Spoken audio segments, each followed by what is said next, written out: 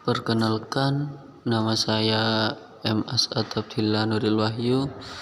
Saya dari sekolah SMK Darut Taqwa. Saya dari jurusan multimedia. Saya akan menjelaskan tentang apa saja sih yang ada di CPU. Nomor 1 seperti prosesor, RAM, VGA, hard disk, motherboard, power supply, cooling fan, dan banyak lain-lainnya. Prosesor atau penyebut istilah dari CPU itu pada dasarnya mengacu pada bagian komponen ini. Prosesor merupakan suatu bentuk chip kecil yang merupakan pusat dari sebuah komputer. Kinerja dari sebuah prosesor ditentukan oleh spesifikasi dari prosesor yang tertanam dalam komputer tersebut. Fungsi Prosesor ini memiliki tugas yang amat penting dalam keseluruhan kinerja komputer karena prosesor itu memiliki fungsi untuk mengontrol keseluruhan jalannya sebuah sistem komputer Anda.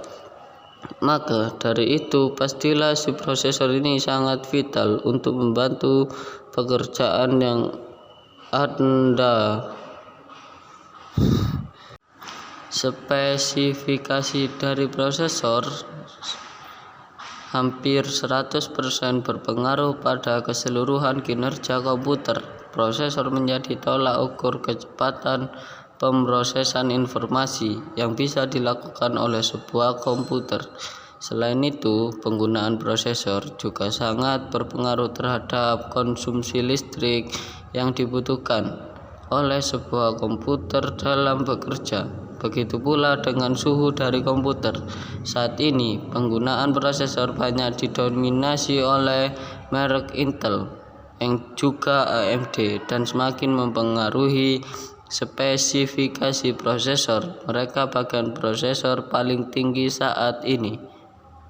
RAM atau Random Access Memory merupakan bagian CPU berikut yang juga sangat berpengaruh pada kinerja sebuah CPU dan juga sistem komputer.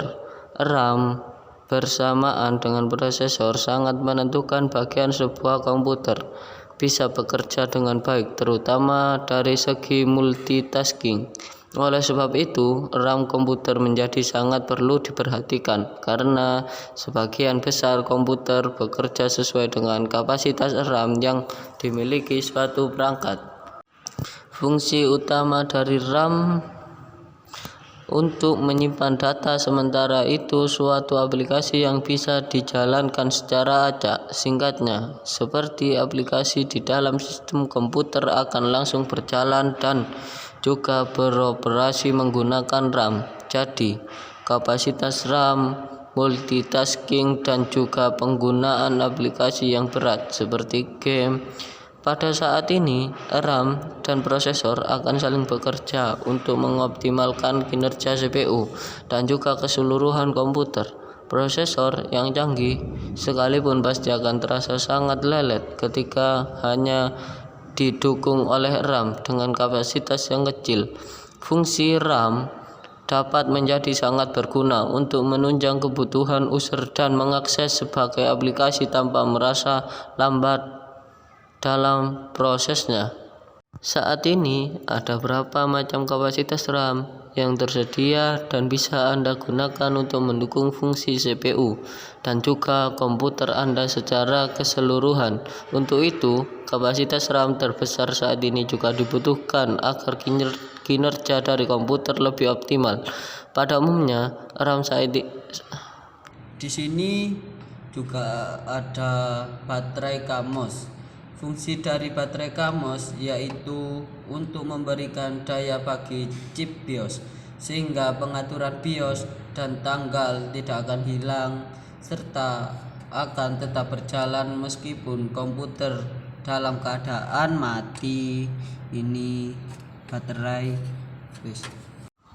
motherboard, prosesor, RAM, VGA, card, hard disk, dan perangkat lainnya tidak akan berguna di dalam CPU apabila tidak saling terhubung di dalam motherboard, atau juga sering dikenal dengan nama mainboard. Apabila diibaratkan sebagai sebuah kota kecil, motherboard diibaratkan sebagai tanah yang melandasi berdirinya semua bangunan seperti kantor wali kota, DPRD, hingga perumahan warga. Fungsi motherboard ini untuk menopang dan menyatukan semua perangkat keras komputer menjadi satu kesatuan. Inilah bagian dari CPU yang takkan kalah pentingnya layaknya sebuah fondasi untuk membangun kerangka yang sempurna, yaitu komputer. Power supply, jangan lupa bagian CPU yang satu ini. Power supply atau yang biasa dikenal dengan istilah PSU juga merupakan salah satu bagian CPU yang sangat penting karena menyangkut masa pakai dan juga performa dari sebuah komponen. Dampak pengguna power supply: membutuhkan power supply untuk menyuplai listrik dari AC kabel yang dihubungkan ke listrik rumah untuk menyalakan prosesor. Apabila power supply memiliki kualitas yang sangat buruk dan juga tidak sesuai dengan spesifikasi, maka hal ini dapat membuat prosesor tidak dapat bekerja dengan baik. Akibat kekurangan atau kelebihan arus listrik, hal ini bisa membuat komponen menjadi sering mati dan restart sendiri, dan juga dapat menyebabkan prosesor dan komponen lainnya terbakar. Cooling fan, meski memiliki harga yang relatif jauh lebih murah dibandingkan bagian-bagian CPU lainnya, namun jangan pernah remehkan si kecil yang satu ini. Cooling fan, apabila tidak diperhatikan penggunaan dengan tepat, maka bisa berakibat buruk bagi seluruh sistem komputer Anda. Fungsi dari cooling fan memiliki fungsi yang sangat vital dalam menjaga suhu dari CPU Anda. Dalam prosesnya, sebuah komputer akan mengalami peningkatan suhu dan menjadi sangat panas, terutama apabila melakukan pekerjaan yang sangat berat. Dengan adanya cooling fan, maka suhu tinggi dalam CPU bisa menjadi lebih sejuk dan dapat menghindari kejadian buruk yang bisa menimpa CPU Anda seperti mati mendadak, overheat, terbakar. Penempatan dari cooling fan juga harus diperhatikan. Casing CPU. Satu lagi bagian CPU yang mungkin sering dilewatkan yaitu casing. Casing merupakan kotak yang biasanya terbuat dari aluminium yang digunakan untuk menempatkan keseluruhan perangkat dan juga bagian dari CPU. Fungsi dari casing selain dapat membantu mempercantik tampilan dan sebuah komputer, juga agar keseluruhan sistem komputer terlihat rapi. Casing juga memiliki andil yang sangat besar untuk membantu proses pendinginan. Beberapa casing sengaja didesain untuk mengakomodir kebutuhan dari komputer yang juga CPU dengan spesifikasi tinggi.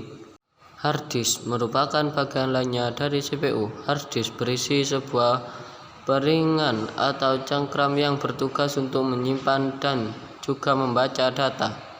Fungsi hard disk sebagai sebuah media penyimpanan data. Fungsi utama dan juga terpenting dari hard disk adalah untuk media penyimpanan instalasi dari sistem operasi yang digunakan untuk menjalankan CPU Anda. Sistem operasi ini kemudian akan mempermudah Anda dalam menggunakan sebuah komputer. Jenis hard disk yang umum digunakan oleh CPU pada sebuah PC adalah hard disk dengan ukuran 3.5. Sedangkan untuk laptop, hard disk yang umum digunakan adalah hard disk dengan ukuran 2.5. Saat ini sudah ada sebuah pengembangan baru dari hard disk, yaitu SSD. SSD merupakan kependekan dari Solid State Drive, yang mana tidak menggunakan cengkram seperti hard disk. Namun, hanya menggunakan chip sebagai media penyimpanan datanya.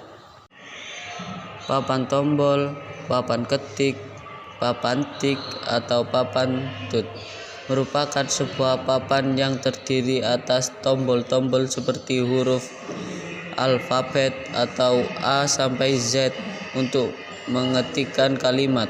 Juga terdapat angka 1 sampai 9 dan juga 0 sampai 10 serta simbol-simbol khusus lainnya pada komputer. Mouse atau tikus adalah peranti penunjuk yang digunakan untuk memasukkan data dan perintah ke dalam komputer. Selain papan ketik, tikus memperoleh nama demikian karena kabel yang menjulur berbentuk seperti ekor tikus.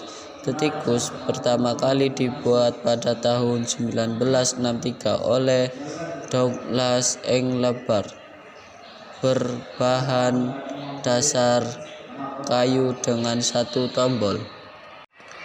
Monitor adalah salah satu jenis softcopy device karena keluarannya adalah berupa sinyal elektronik. Dalam hal ini berupa gambar yang tampil di layar monitor. Gambar yang tampil adalah hasil pemrosesan data ataupun informasi masukan. Monitor memiliki berbagai ukuran layar seperti layaknya sebuah televisi.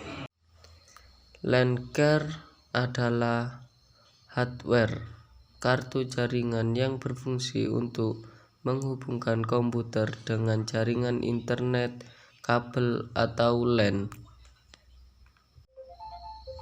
Dengan perkembangannya teknologi, yang dulunya LAN card hanya menerima colokan berbentuk kabel, sekarang sudah ada LAN card dengan bentuk wireless.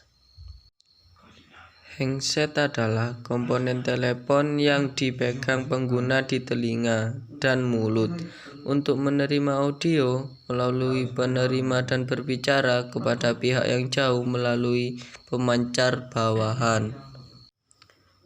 Pengertian dari CD atau DVD-ROM merupakan perangkat keras komputer yang berfungsi untuk membaca data CD atau DVD dan memburning data ke dalam CD atau DVD secara gratis bersama. CD atau ROM dibedakan menjadi dua menurut tipenya, yaitu ATA atau IDE dan CSI.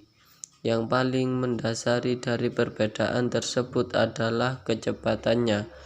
Kalau ATA memiliki kecepatan 100 sampai 133 Mbps, sedangkan CSI memiliki kecepatan kira-kira 150 Mbps.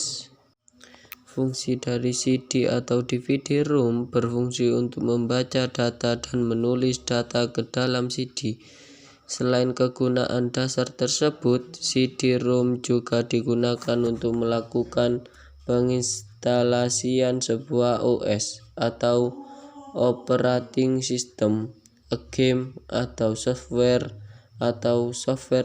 lainnya, atau melakukan booting pada saat masuk ke OS bila sebuah sistem tidak mau berjalan. Perbedaan CD atau DVD-ROM. 1. CDR merupakan tempat penyimpanan data permanen dengan kapasitas 700 MB. Nomor 2. CDRW merupakan tempat penyimpanan data berkapasitas 700 MB.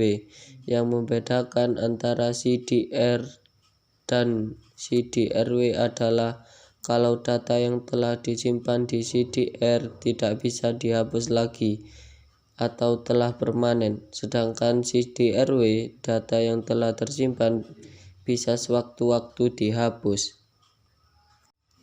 3. DVD-R sama halnya dengan CDR, tetapi DVD-R memiliki kapasitas penyimpanan yang lebih besar, yaitu sekitar 4,6 GB.